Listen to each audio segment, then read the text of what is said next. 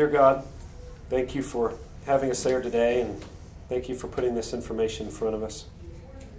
Let us use this to know your word and trust your word and put your word into appropriate context. In Jesus Christ's name, amen. Amen.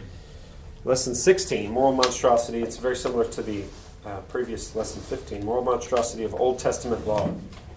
The Old Testament world is different from anything we know even in the developing world. They had different problems, different limitations, and different solutions.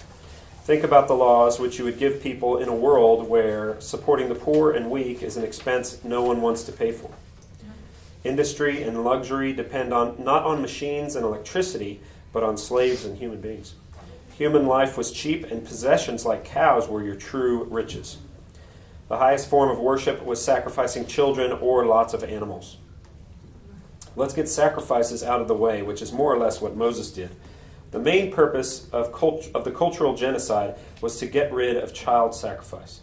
We saw when we dealt with genocide that only a small part of the population died, but the culture and its child-sacrificing religions were wiped out. Didn't the law of Moses demand lots of sacrifices? Well, actually, there were very few sacrifices. They were virtually abolished. They had come out of Egypt, where the temple sacrificed hundreds of animals. Now, at the single worship center for the nation, only single animals were killed.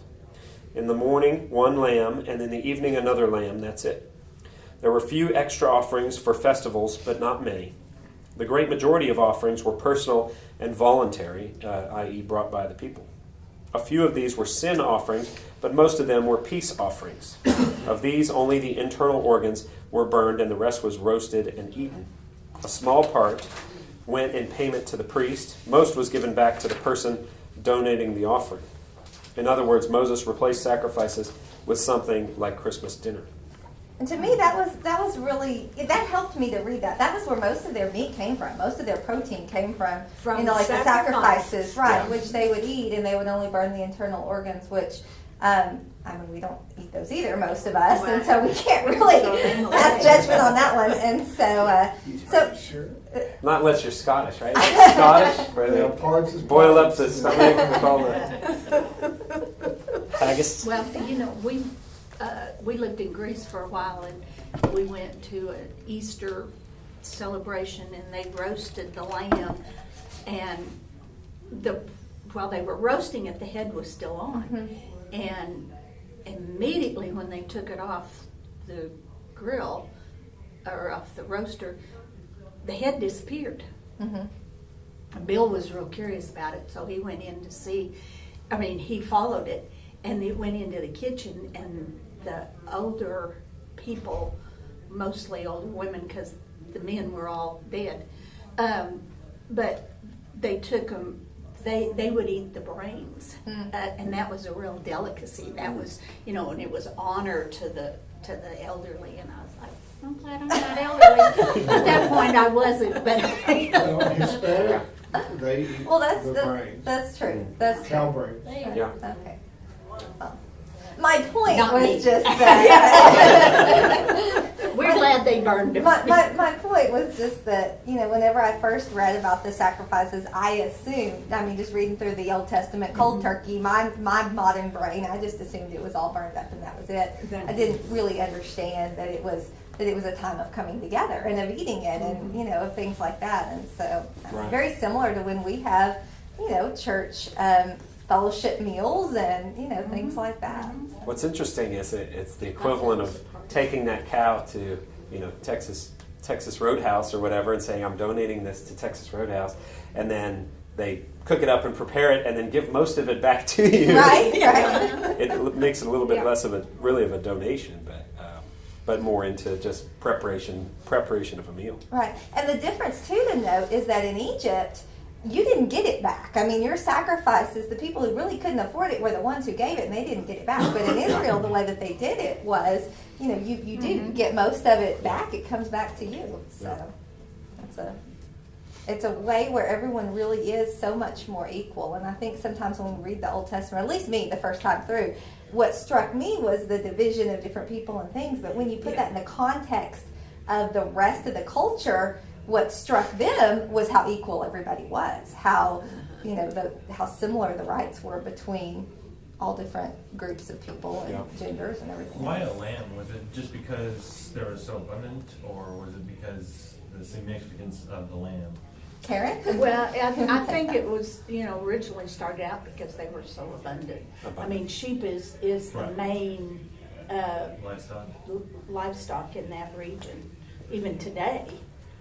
And then I you think eat a lot more lamb over there. And then I think in the Bible, when they start describing Jesus as the Lamb of God, they described him that way because of the fact cultural, that it started with the culture, and that's what because if it was all cows, then he would have been the cow of God. Cow of God. I think. That's Indian. But really, the Lamb of God. We're only comfortable with it because we've heard it so many times. That's right. That's right. So Moses couldn't change people's perception of what worship was. They thought that worship consisted of killing things, so Moses minimized it. It is like the sentinel attachment to candles in church services. There's nothing religious about this form of lighting, but it has become religious. There's nothing spiritual about killing things except in the minds of worshipers.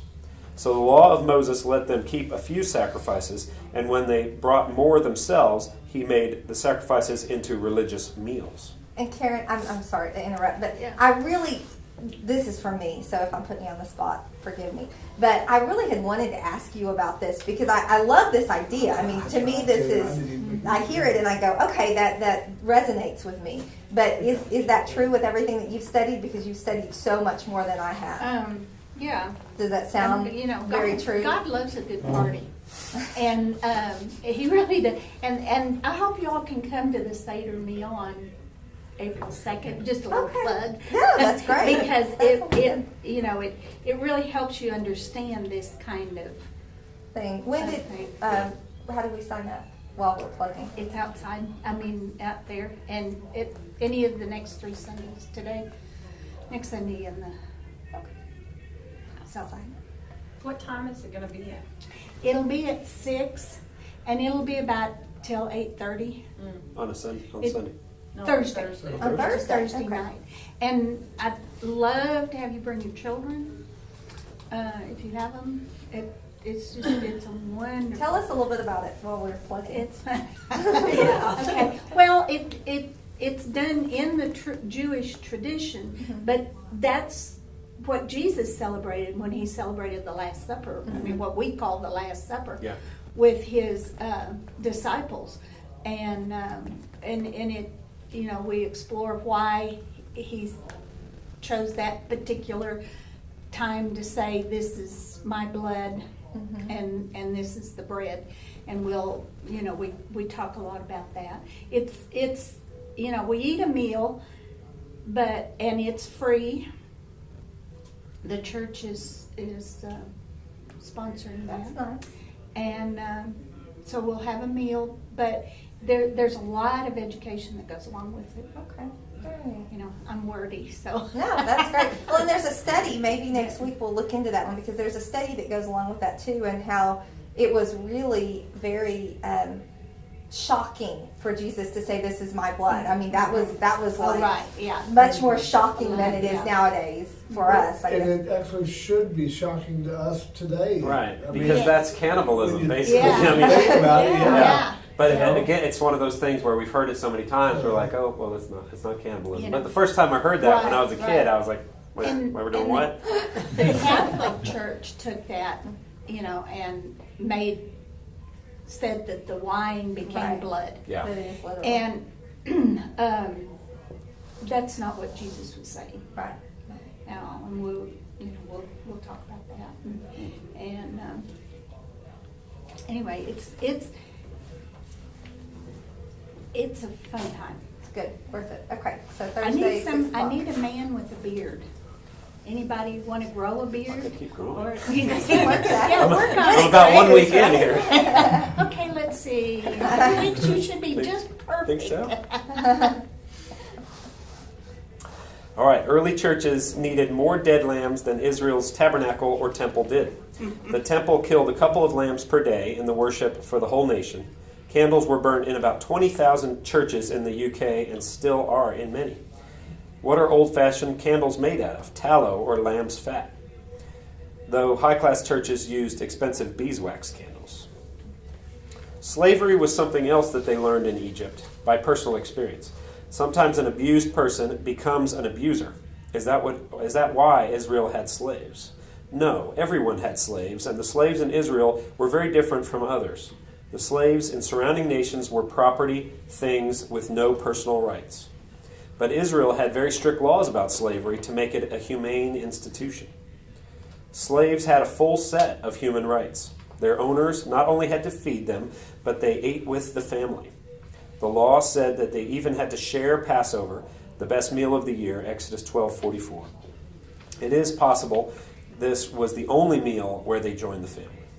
But normally the law prescribed one example and then applied to everything more obvious. So the law says, you must let an ox eat from the grain it treads. And then this applies to any worker or employee more important than an ox. So Paul quotes this to show you should pay wages to a church worker. That's the way the Old Testament law worked. It didn't give every case, only the seminal prototypical one. Slaves had protection in Israelite law from injury or unduly harsh punishment. If their master hit them and maimed them, they were released from slavery. This applied even if their maiming was as little as losing a tooth, Exodus 21:27. If their master hit them and they died, he was liable for their murder, Exodus 21:20. Making someone into your slave was illegal, so where did slaves come from? You couldn't kidnap someone for slavery, Exodus 21:16, but warfare produced slaves. When you defend yourself against armies from abroad and they surrendered, you should enslave them and not kill them, but that didn't happen often. Most slaves were voluntary and temporary on a 6-year contract, Deuteronomy 15:12. You did this to get a lump of money, to pay a debt, or for a daughter's wedding. You couldn't go to a bank to borrow money, but you could mortgage your work. The person would pay the money up front, and you would work as a slave for 6 years. The difference between a slave and a daily worker is mainly where you slept. A slave lived on the farm and was always on duty except on the Sabbath. Even slaves got a day off every week in Israel, Exodus 20:10. They even decided to become lifelong slaves voluntarily, Deuteronomy 15:16 through 17. All this is... Go ahead. You know, we did that with the emancipation. You know, slaves were allowed to stay, but they would be paid with wages. their masters. Yeah, and then it became voluntary. And that's what, yeah. Right. And if they decided to become a slave for life, Right. then they were cared for. Yeah. You know, because they knew from 6 years that their master was good. Right. You know, But or before they the emancipation, it was really not a guarantee. Like they had Right. built housing for them, but it was substandard. Right, right. It was- But in Israel, Yeah. it wasn't. It wasn't. You know. They lived in the house with everybody. It's more along the lines of like Downton Abbey, you know, where the servants Yeah. have servant Yeah. quarters, but it's in the same building, and Right, they have right. a reasonable lifestyle. Yeah. Yeah. Yeah. So, It's interesting though, like how much. I mean, when you look back in American history and how much the Bible was used to justify slavery, and then you look at the misunderstanding of what it was, just historically, like a total. I mean, it's an entirely different institution and an entirely different thing, and because of that misunderstanding, I mean, you look at the huge, even trickle-down effect today. I mean, if you think about it, there is still a trickle-down effect today in socioeconomic levels and in all kinds of racial tension, and I mean, just a bunch of different things on way more than you can talk about here. But it's interesting. It makes me wonder, you know, how many other misunderstandings there are and misinterpretations and things like that. But anyway, That all started a long time ago. right. Yeah. Yeah. All this is so different from what happened outside Israel. A slave was property who you could feed or starve, work, treat humanely, or beat as you wished. They had no more rights than a farm animal. And if they ran away and got to Israel, it was illegal to return them, Deuteronomy 23:15 and 16. They were like modern asylum seekers who are protected from persecution back home. That's a lot more analogous, I think, to American form of slavery before emancipation. This compares very well to later centuries when slavery was something that was lifelong and cruel. Poverty was punished. And the difference was they were kidnapped. Yeah. Right, that's You know. true. Right. That's very true. Right. They just went over there and picked them up, put them in a boat, and brought them over. Brought 'em Right. over here. Yeah. And I So it think wasn't, that's a it big originally was difference not from what- voluntary. Oh, absolutely. And because if it's voluntary, you can, you can make the Right. decision whether it's worth it or Right. not. It's Right. basically Right. kind of a job. Yeah, Right. it is a Decide, job. is Yeah. the job good Right. enough? Are you going to get paid well enough for the job, Right. or is it not Yeah. worth it? Right. Right. And it's it's night and day. Night and Yeah. day difference. I think. Kind of like You being can- a nanny. Is it worth staying there? Right. Right. Poverty was punished with the debtor's prison, where you stayed till a relative paid for your release. Even the modern welfare state only gives you just enough money to live on. It doesn't give you a job, a home, and guaranteed meals like Israelite slaves had. What about the cruel penalties in Moses' law? Lots of death and maiming. We are used to penalties like fines and imprisonment. First, before we look at Israel, look at her neighbors. First, the punishments are very cruel. Not only is there death for adultery, as in Israel, if you kiss someone's wife, your lips are cut off. If you steal something, you die, though lesser punishments did start to come in. But even in the later Hittite laws, you had to replace a single stolen ox with 9 oxen. In Israel law, you pay double. Exodus 22:4. Even today, in the Islamic cultures in the Middle East, if you steal, your hands They cut off. literally are cutting off. Yeah. So, and if you kiss someone's wife, you die. You die. You don't get your lips cut off. It You're is a done. pretty Yeah. good crime deterrent, though, Yeah. that kind of thing. You would think. Yeah. Yeah. But If they aren't sure you are guilty, you are thrown into the natural bitumen flows to see if you are strong enough to swim in it and survive the noxious gases. In Israelite law, you are innocent if there aren't 2 witnesses. You pay for a crime by losing your life or a limb, but highborn or those of noble birth can pay fines. Those are in other places besides Israel, In Israel, all levels of society had the same punishments. which was really shocking to them at that time. I mean, that was Yeah. a big deal. If you dig through the wall of a house and steal something, they kill you and use your corpse to fill the hole. Again, not in Israel, other places. Israelites could hit a burglar but not kill him except by accident. Things are better and fairer in Israel, and human life was worth more than goods. But the laws still don't sound moral to us till we bear some things in mind. There weren't any prisons. Impregnable stone walls were very difficult to make. Everyone from the lowest to the king was subject to the same laws. Most punishments could be converted to paying a fine instead. The punishment of an eye for an eye, Exodus 21:24, could be paid by a fine. This is implied in the context that has fines for deliberate injury in verse 19, and even for a life sentence, verses 29 through 30. Elsewhere we find, do not accept a fine for the life of a murderer. He must certainly be put to death, Numbers 35:31. In other words, it was normal for even life sentences to be converted to fines, though this was not allowed in the case of deliberate murder. The point of eye for an eye is not a literal gouging, but the valuation of one eye for one eye injured. The fine must be proportionate to the injury. This point is still contested, but it is the opinion of some of the best Old Testament scholars. Women were looked after if they were divorced or widowed. A divorced widow kept her dowry, though we have to infer this from later law. If a widow did not have children to support her, she would be married to a brother-in-law. This is similar to a Hittite law, though Israelite women can refuse if they want. Which is interesting as well. I think that's when you start studying, you really get to see the equality when you start studying like divorce and things like that, and what happened. And I guess I study that so much because I have a personal interest there. But when you start studying it and how much they truly were, provided for, and I mean almost alimony sorts of thing, you get to see this elevating of women isn't the right word at all. But I think that it's just my opinion, take it or leave it. But I think the modern church has really twisted that. I think God did design men and women differently, and thank God He did. I mean, I'm really thankful that I'm who I am. But by the same token, I don't think that there's any lessening of women, and I don't think there was even in Old Testament times. Right. When you look at it across the board, Right. compared to other cultures, everything like that, in many ways they're cared for. But Yeah.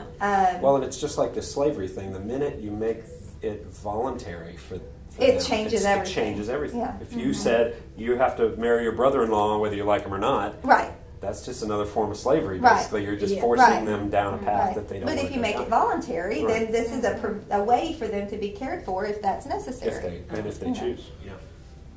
Sex crimes show that males and females were equal as possible in the law. A man who rapes a woman was guilty, but adultery makes them both guilty. A rapist has to marry the woman and cannot ever divorce her. This means he has to take care of her for the rest of her life, even if he doesn't care for her. It turns out that the Old Testament law may not be full of cruel and unnatural punishments. Murder is punished by death, and probably other death penalties were carried out. Though some death penalties and probably all maiming could be replaced with fines. And property crime was punishable only by fines, on top of replacing the property. This law is more lenient than many modern laws enforced today. It stood out as very special in the ancient Near East. The whole philosophy of this law was different. Men and women had more or less the same legal rights as much as possible. Slaves and free had the same protection against injury. Rich and poor were equally liable and faced the same penalties. These are the philosophies behind modern law. The only difference is how they were able to apply it to the culture of the time.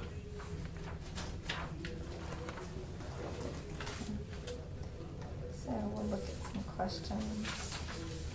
This is one. I hate that we're doing this one over spring break, just because I think it's such an important one. I really do. It is. It gives a whole different perspective to the Old Testament, and really helps us understand. You know, it was gracious and loving, and just like everything else of God, in my opinion, which y'all hear more than you want to, I'm sure. And y'all do have questions this week. I did ask a couple for questions. We have old questions too. You have like all the questions. Yeah, from the last 5 or 6. From the last 5 or 6. We won't mention that. Oh gosh. Question number 1. How do the laws of the Old Testament compare to those of modern times? How are modern laws stricter? Are any modern laws less strict than the Old Testament equivalents? I think these days it seems like more things are less strict I think so. in general. That's kind of the way I feel. Yeah. Well, And and not not a like good- if you steal something, you have to pay them back and replace what you stole from them. Yeah. That doesn't happen. That doesn't happen. That's the thing. Like, They may arrest them and Right. charge them, but you don't. There's Right. no You don't do whatever they retribution. took. I think, Yeah. I think about that with like the looting, the Ferguson looting, and you know they're Yes. smashing a $1,000 window and they go in and Right. steal $1,000 TV, and they get nothing caught, happens. and they go to jail, and they go through sentencing and all that kind of stuff, and let's say they get out of jail a month later. At no point in that process does that person Right. pay Take back responsibility. $2,000 In fact, they may have- to the store owner. May have to shut down their store because they can't Because- afford to Right. fix Or they had the insurance, so the insurance company Right. And then loses everybody $2,000, pays. and the guy basically has Yeah. to keep Right. paying for insurance to cover. Right. And then Something the like that. insurance cost goes up. Right. So exactly. he has So, to right. pay more. Right. That way. So that Right. shopkeeper ends up paying more, Right. and the Then guy the who person did actually it stole it. serves some time in jail, which should be a punishment. It should be worth something. But in reality, that costs taxpayer money to Right. put him in jail. Right. So Yeah. the And- economical part of it just doesn't And all to fit begin together with, you had to pay insurance all this time anyway. until the moment Which of back the then, event. they didn't have to worry about That's true. insurance. Right. So Right. he paid that $2,000 many times over. Because Just to on get the that. off chance that there would be a robbery. Right. Yeah. Very true. And in today's penal system, I mean, you get 3 squares and a place to sleep, Right. and health care, and Right. everything Exactly. else. In fact, if You're- you're in you're- poverty before, that's an Then you're upgrade. doing That's an better. upgrade. I've had inmates that have actually gone and reoffended Just to get just back. to get back in for the health care. Yeah. Well, there Well, was and a- the 3 squares and stuff, you know. There was a guy in Georgia that had not a life-threatening disease, but he had like and he needed a surgery and he couldn't afford it. So he went out, committed a crime, got put into jail, and then To have the surgery. they diagnosed it and they said, "Oh yeah, he has to have the surgery. He's going to die." So they gave him the surgery, and Right. then once his And then he sentence is done, got he's released. good. Done. 2 months later. They don't do that over Phoenix. No, Phoenix No. is different. Phoenix, our bio, he makes sure that they pay for their. He's But it's that interesting. One that, But y'all that's- have heard that's a about rare- it, right? And Yeah. All the tents, Tents and, out in the desert, yeah. the pink outfits, yeah. They have to grow their own food. There is no TV, there's no Right. media, Yeah. there is. Which I think is it really should the way be. it Yeah. should be, but. Yes. Right. A couple of years ago, I was working in the Montfort unit here on the outside of Yeah, town. Montford. And it was Super Bowl Sunday. Yeah. And I'm running around seeing patients that need stuff and kind of writing orders and doing this and examining this patient and doing that and doing that. And I walk by and I hear this massive cheering. There's 100 people sitting in the little common room watching the Super Bowl. Yeah. And I thought, this is interesting because I'm working and they're watching the Super Bowl. Who's in prison here? Right. Of course, I was getting paid because it's a job, whatever. Well, But, sure, but you know, like there are a lot of perks that Yeah. don't necessarily have to be there, and turn it less into punishment and more into just a different lifestyle, like a different way to live, a different place to live. The problem comes when you get out, Yeah, because getting a job, yeah, nobody wants to hire a fellow. There's no transition period. yeah. The only people that do well are the ones who were self-employed before, Right. contractors, construction And then workers, those kind of they things. self-employ But themselves after. if you're doing any kind of retail work before, So you think that's the bigger part of the punishment? it just causes recidivism is what it causes. It just Right. causes people to go Go back back. into the The system. problem is that's after the fact. Yes. Yeah. So they don't know about that until they get out, and Right. then they're like, "Well, screw this." Right, I'll I go can't back get a in." job, Right. so, and they go back to stealing or whatever. Well, you think too, if you did have to pay back, where that would probably fall, if I were guessing, like if you don't get out of prison until this is paid back, kind of thing, like they did here. Like a work, Um, you'd have to do then- enough work in You'd prison either have to. to do enough work, or it would fall back to your family, which I would think would bring, for me, I can't speak for everyone, but that would bring some kind of a thought process before I looted or stole or, did something. Is that you're If going to I make all then your relatives have to pay all have this to back? pay, right, and then when you get out, they're not going to be real happy with you, I wouldn't think. And Yeah. But I don't a know, lot maybe of- I'm wrong. A lot of younger folks they have this feeling of entitlement anyway, and so And that they doesn't don't really feel the apply in. consequence. They don't know the consequence. They just No, don't. and then they think of feel the like they're consequence. entitled. I mean, They they don't will understand the meaning of having to get out and Work. lost your rear end. Right. To do that. They've never done it before. Especially in today's day and age, where you walk in and you swipe this magical card and you don't have to pay for anything. You pay for it some later date. remember this You know, it's bumper like a sticker that magical. said, "What do you mean I can't pay my Visa bill with my MasterCard?" Yeah. Why not? What's the problem here? 5 minutes, okay. So, we'll finish this up, I guess, next week then. Should we do any more discussion questions or just So call we've it? just got 5 minutes. Do you want to pray and head out, or what do you think? Sure. Let's finish up because we need to have some time next week. Okay. Dear God, thank you for bringing this information in front of us. Thank you for keeping us all safe. Help us to understand your word and its context in today's life. Help us to be the people you want us to be. Help us to do the things that you call us to do. In Jesus Christ's name, amen. Amen.